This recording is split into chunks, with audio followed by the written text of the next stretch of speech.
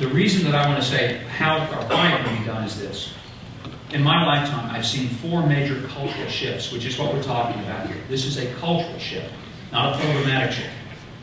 4 cultural shifts in my lifetime: litter, seatbelt use, smoking, drunk driving. Go all the way back to the mid-60s. Litter was a huge problem. Lady Bird Johnson said that we need to keep America beautiful. And so we started a campaign to do that.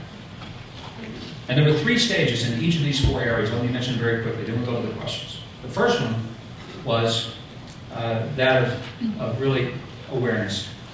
Through education and advertising, we created a different awareness in the country about how ugly litter was, that it was harmful to the environment, and we needed to clean things out.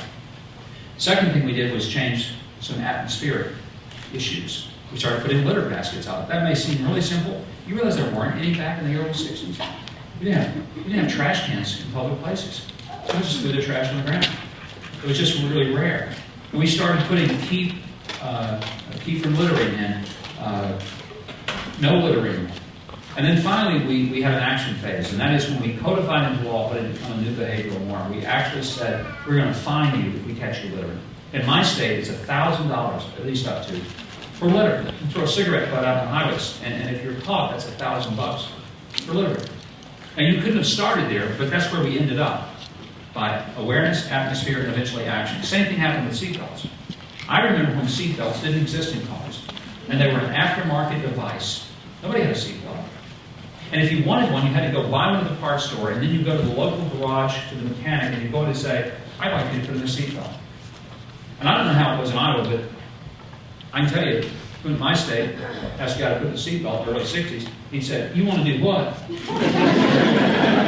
want to put in a strap so you can tie yourself down in that car. And he would think you were a nut. Strap yourself in a car. That was unseemly. And Ralph Nader kept pushing it. Next thing you know, we put the seatbelts in the car by congressional mandate in the late 60s. Nobody wore them. They just stuck them down the seat because it was very uncomfortable to sit on those things. But at least they were there. And then the crash dummies came along, and they really helped us to see, you know, it might be a good idea to wear the seatbelts. And now every state, except New Hampshire, has a primary seatbelt law. New Hampshire's the only one that does. Of course, their motto is live free or die. Every time I go to New Hampshire, I always remind them, say, you guys are really serious about this. Live free or die. Only state that doesn't have it. Everybody else has one. That means because it's a